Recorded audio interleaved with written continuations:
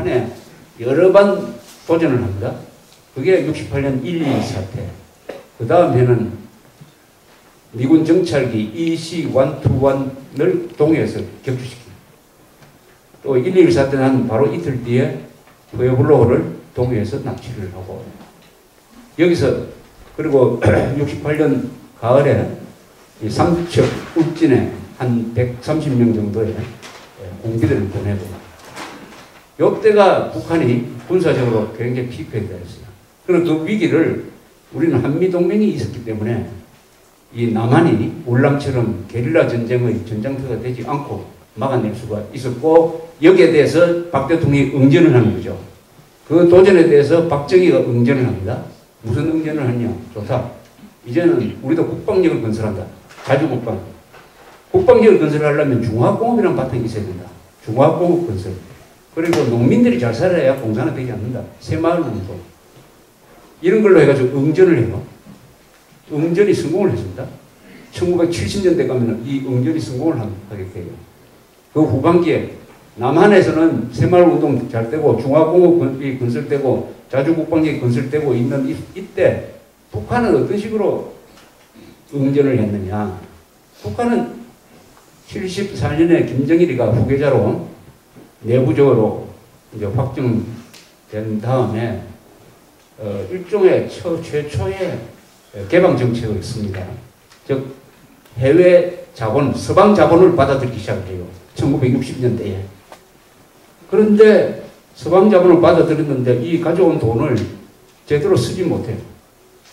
우리는 60년대에 외자를 많이 가지고 왔지만 그걸 잘 썼습니다. 주로 공장에 투자를 해가지고 그것을 낭비를 하지 않았어요.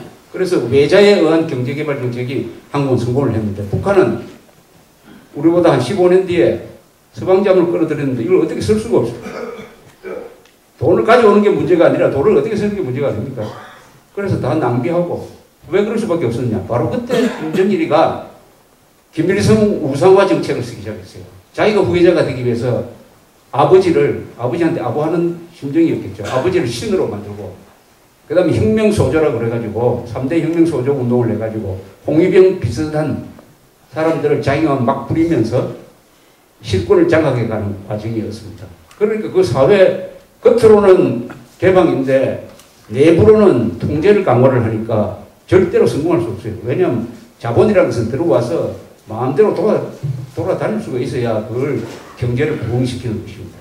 받아들일 수 있는 체제가 안 돼 있는데 몇억 달러 가져오니까 이게 결국 부도가 나고 그랬습니다. 그래서 더 이상 서방 세계에서 북한에 돈을 빌려주지 않게 됐습니다. 최초의 응전이, 도전에 대한 응전 실패했어요. 왜 그때 했겠느냐? 남한이 이제 사람들이 잘 살게 된다는 것을 알게 되었습니다. 70년대부터 비로소 남한 사람들의 생활 수준이 북한보다 훨씬 앞서간다는 것을 느끼고, 이렇게 되면은 군사비 지출도 남한이 더 많아질 것이다. 그래서 거기에 대해서 자기들도 경제 수준을 좀 향상시켜 보려고 했는데 실패를 했어요. 그럼 김정일의 세습체제 때문에 실패했습니다. 자, 이제 80년대로 가면은 또 북한에 큰 위기가 하나 생겨요. 81년에 전두환 정부가 서울올림픽을 개최하겠다고 해서 드디어 유치를 합니다. 바덴바덴에서. 이것은 어마어마한 충격이죠. 북한에는. 그래서 서울올림픽을 좌절시키기 위해서 그 뒤에 테러를 하고 여러 가지 방법을 쓰죠. 아웅산 테러 83년, 그리고 86년 김포공항 테러, 87년 김현희 테러, 이렇게 테러 공작을 하고 동시에 뭘 합니까? 공동개최를 내가지고 평양에서도 공동개최할 수 있는 것처럼 이런 식으로 바람을 잡으면서 IOC로 하여금 서울에서 개최를 못하도록 이렇게 방해 작전을 쓰고, 그 다음에 또 하나 카드를 하나 꺼냅니다. 세계 청년축전. 세계 청년축전을 개최를 한다. 89년에 여름에 평양에서 개최를 해가지고 서울올림픽에 대항하려고 합니다. 그건 대항도 되지 않죠. 세계 청년축전을 누가 알아듣습니까? 그러나 대내용으로는 그렇게 해야 된다.